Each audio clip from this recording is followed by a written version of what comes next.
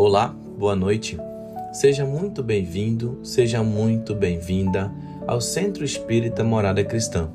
É uma alegria imensa ter você conosco para mais este instante de recolhimento e preparo para o atendimento espiritual, por meio das preces intercessoras. Que este momento de luz toque o seu coração e envolva seu lar em paz e serenidade.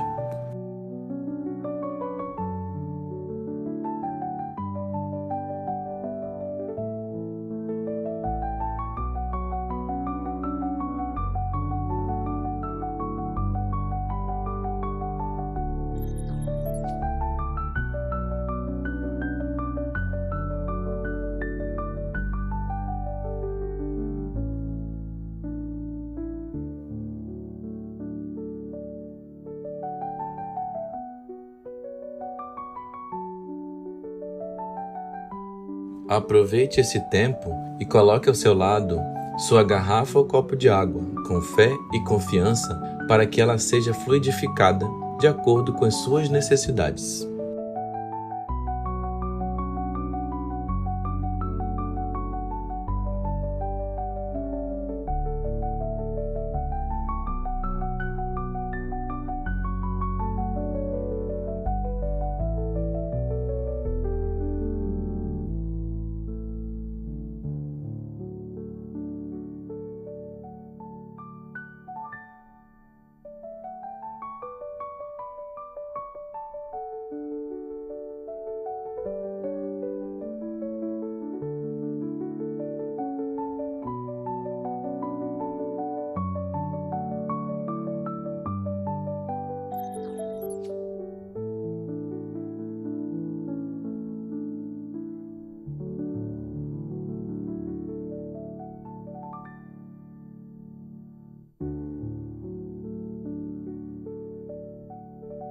Hoje daremos início ao nosso preparo com a leitura do capítulo 10 do livro Boa Nova, psicografado por Chico Xavier, pelo espírito Humberto de Campos, editora FEB, cujo título é O Perdão. As primeiras peregrinações do Cristo e de seus discípulos em torno do lago haviam alcançado inovidáveis triunfos. Eram doentes atribulados que agradeciam o alívio buscado ansiosamente, trabalhadores humildes que se enchiam de santas consolações ante as promessas divinas da Boa Nova. Aquelas atividades, entretanto, começaram a despertar a reação dos judeus rigoristas, que viam em Jesus um perigoso revolucionário. O amor que o profeta Nazareno pregava vinha quebrar antigos princípios da lei judaica. Os senhores da terra observavam cuidadosamente as palestras dos escravos que permutavam imenso júbilo, proveniente das esperanças no novo reino que não chegavam a compreender.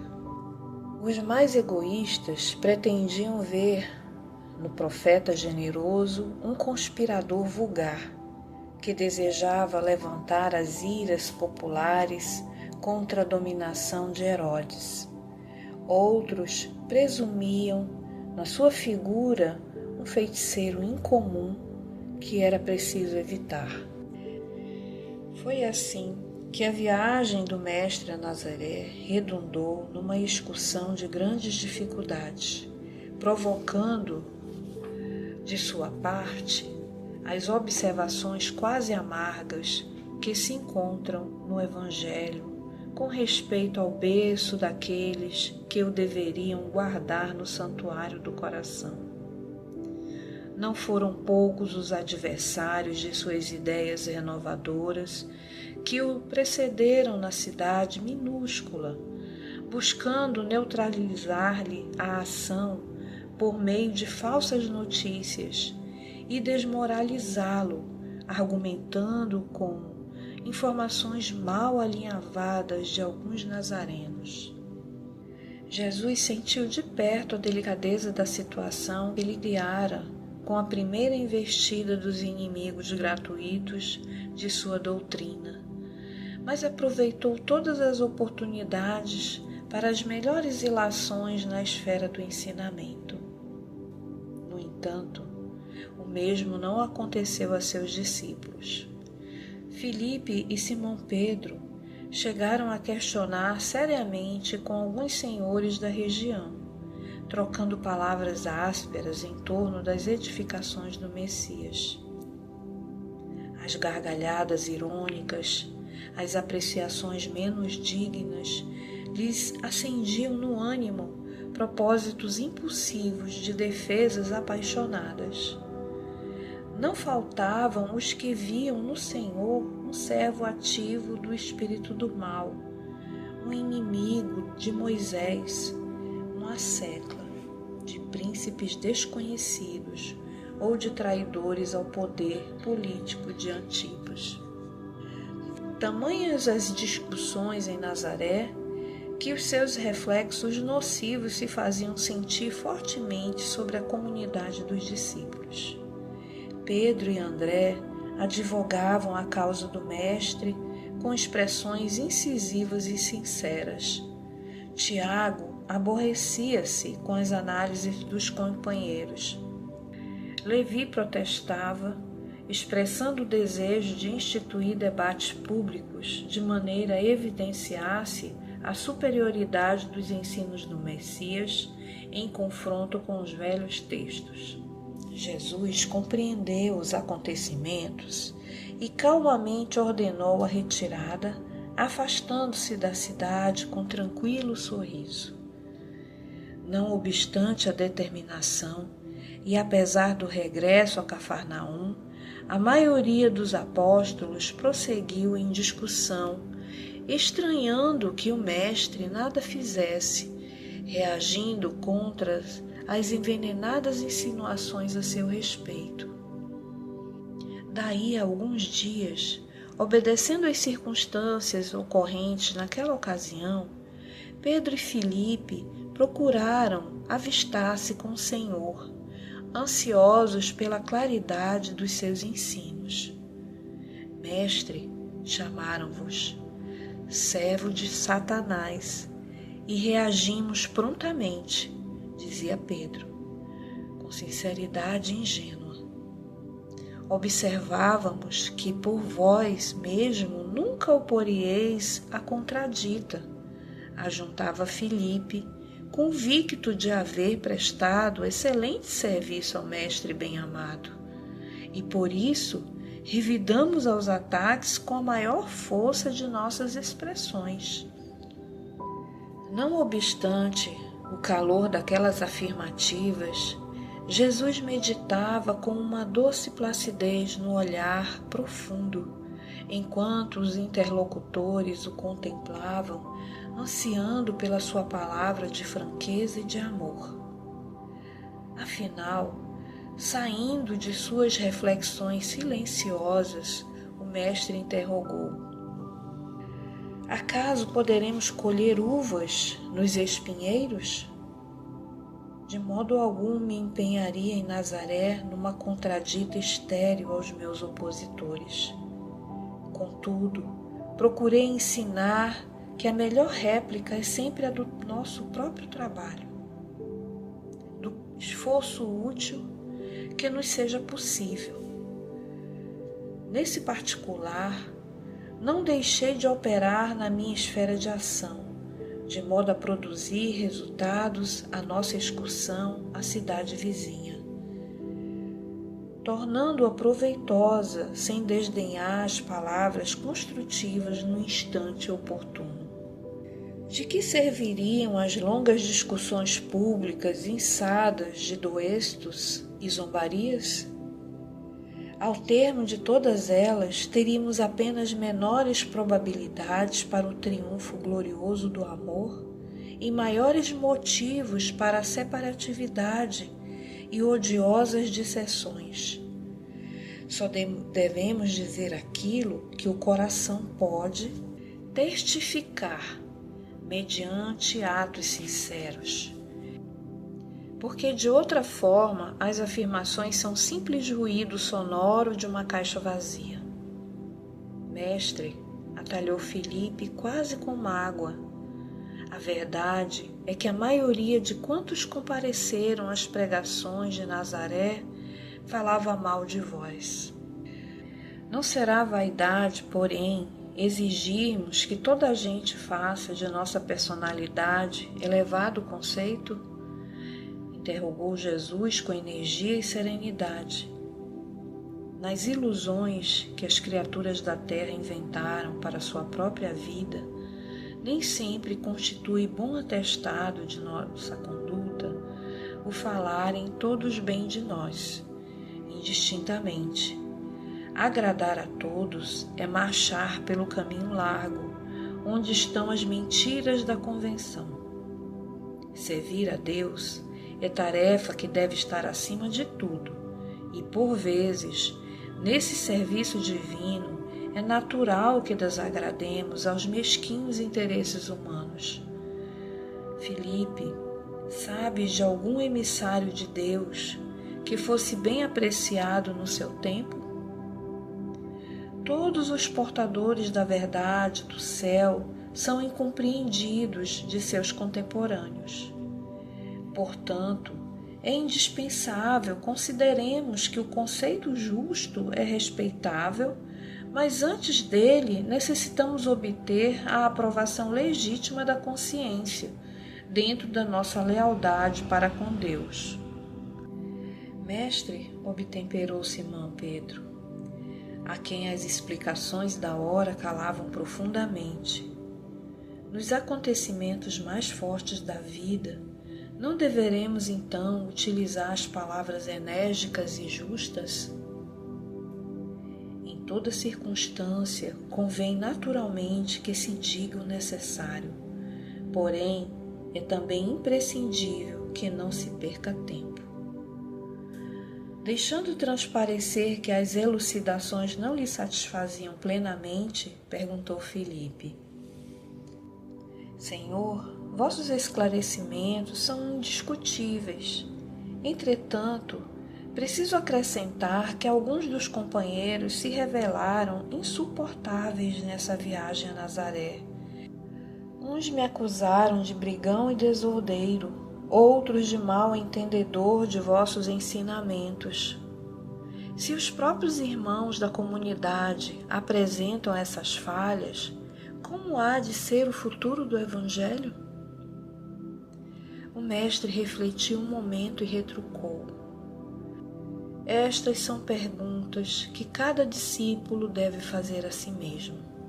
Todavia, com respeito à comunidade, Filipe, pelo que me compete esclarecer, cumpre-me perguntar-te se já edificaste o reino de Deus no íntimo do teu espírito.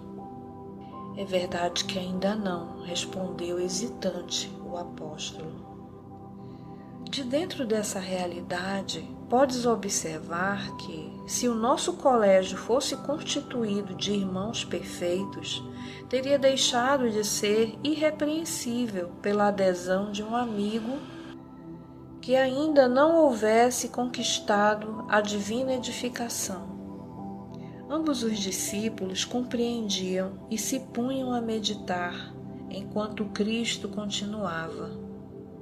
O que é indispensável é nunca perdermos de vista o nosso próprio trabalho, sabendo perdoar com verdadeira espontaneidade de coração. Se nos labores da vida um companheiro nos parece insuportável, é possível que também, algumas vezes, sejamos considerados assim. Temos que perdoar aos adversários, trabalhar pelo bem dos nossos inimigos, auxiliar os que zombam da nossa fé. Nesse ponto de suas afirmativas, Pedro atalhou, dizendo: Entretanto, para perdoar, não deveremos aguardar que o inimigo se arrependa? E que fazer na hipótese de um malfeitor assumir a atitude de lobos sob a pele da ovelha? Pedro, O perdão não exclui a necessidade da vigilância, como o amor não prescinde da verdade. A paz é um patrimônio que cada coração está obrigado a defender, para bem trabalhar no serviço divino que lhe foi confiado. Se o nosso coração se arrepende e procura o nosso auxílio fraterno, amparemo-lo com as energias que possamos dispensar.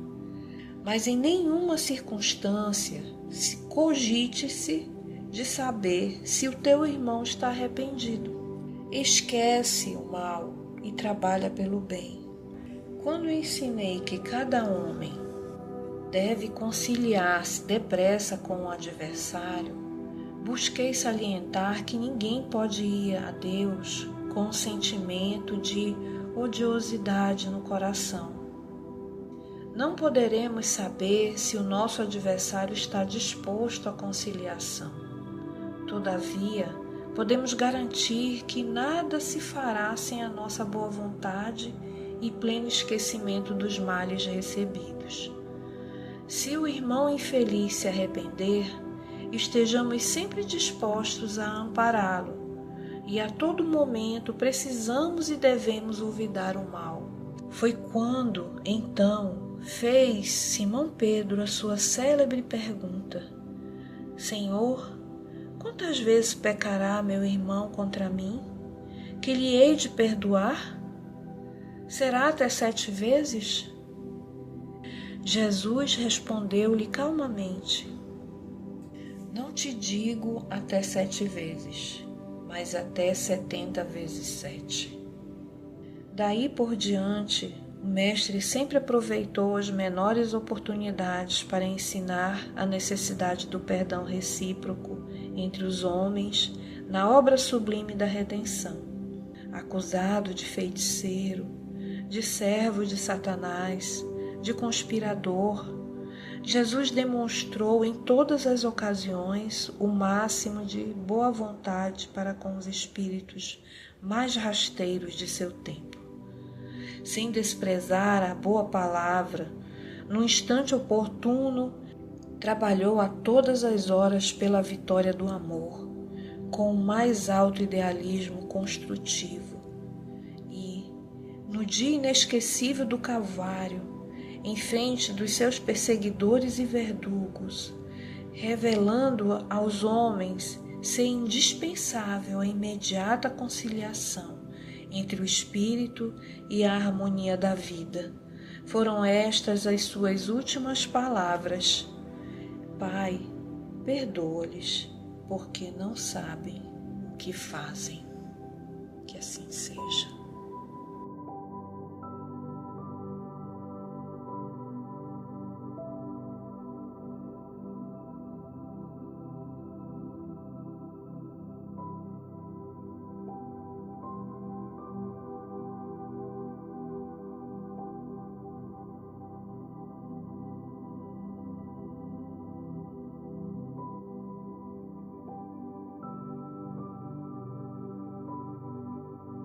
Com serenidade e o pensamento elevado, convidamos você a se conectar com as esferas superiores, unindo-se a nós em oração.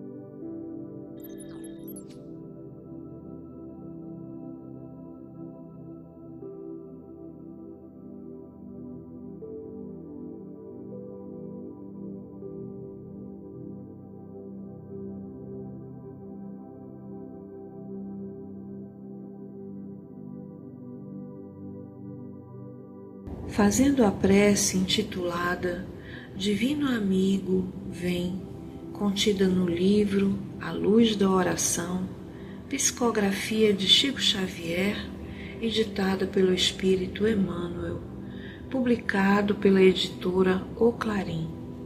Senhor, Tu que nos deste no tempo o sábio condutor de nossos destinos, faze-nos entender a bênção dos minutos, a fim de não perdermos o tesouro dos séculos. Porque o tempo, Senhor, guarda-nos a alma nos braços das horas incessantes. Embora nos amadureça o entendimento, não nos ergue da terra ao encontro de Ti. Por ele temos a hora do berço e a hora do túmulo, a hora de semear e a hora de colher, a hora de rir e a hora de chorar. Com ele temos a experiência da dor e da alegria, da ilusão e da realidade, do conforto e da angústia, que, em nos transformando o raciocínio, não nos altera o coração. É por isso, Senhor, que te rogamos assistência e socorro. Ajuda-nos a cooperar com os dias, para que os dias colaborem conosco. Ensina-nos a buscar a hora de buscar-te, no respeito aos teus desígnios, no trabalho bem vivido, no estudo de tuas leis, nos serviços aos semelhantes, na contemplação de tua grandeza e na ação constante do bem. Livra-nos da inércia, porque sem tua bênção a ronda dos milênios é só repetição, prova e monotonia. Divino amigo, vem e ampara-nos a senda, porque sem ti o tempo, embora sendo luz e embora sendo vida, sem que te procuremos, deixar-nos-á clamando nos abismos da sombra, da aflição e da morte. Assim seja.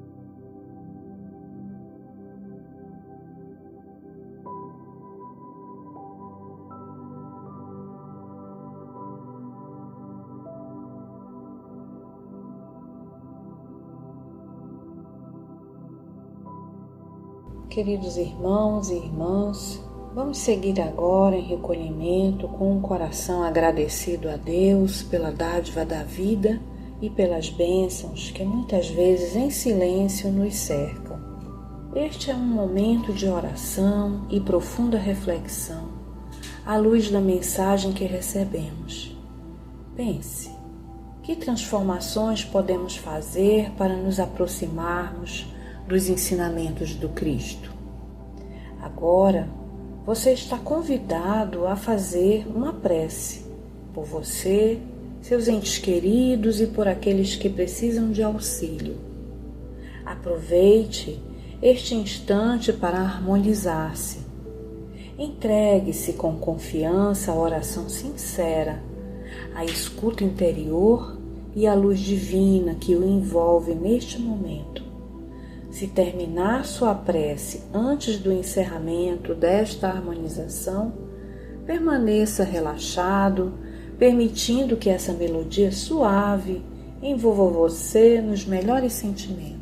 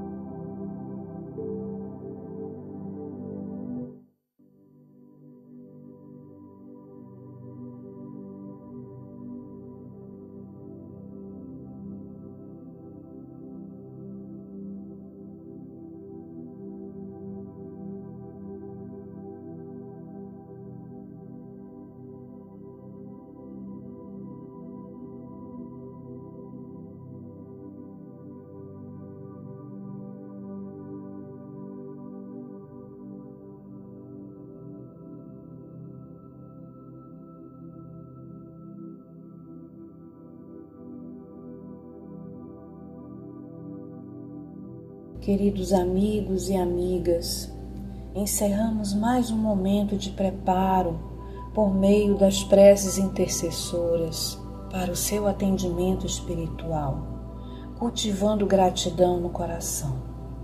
Que Jesus e os benfeitores espirituais nos amparem, nos inspirem e nos ajudem a fortalecer a nossa fé. Que sejamos guiados pela serenidade, resignação e disposição sincera de nos melhorarmos. Que tenhamos coragem para mudar e sabedoria para reconhecer o que deve ser mudado. Se Deus assim permitir, nos encontraremos novamente na próxima segunda-feira. Que a sua semana seja iluminada por pensamentos elevados, sentimentos de amor e fraternidade. Receba o nosso abraço carinhoso e fique com o amor de Deus em seu coração. Até breve.